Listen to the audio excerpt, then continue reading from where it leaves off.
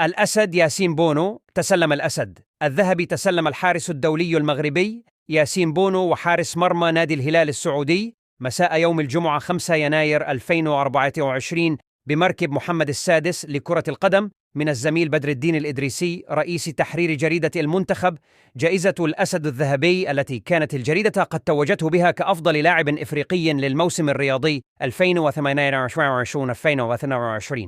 وأبدى ياسين بونو بالمناسبة سعادته بالحصول على هذه الجائزة الفخرية وبأن يكون أول لاعب مغربي يحصل على نسختها الإفريقية. وقال بونو: فخور بأن أتوج بهذه الجائزة الجميلة التي يستحقها في واقع الأمر كل زملاء اللاعبين الذين ساهموا في تألقي سواء داخل الفريق الوطني أو داخل نادي إشبيلية ونادي الهلال.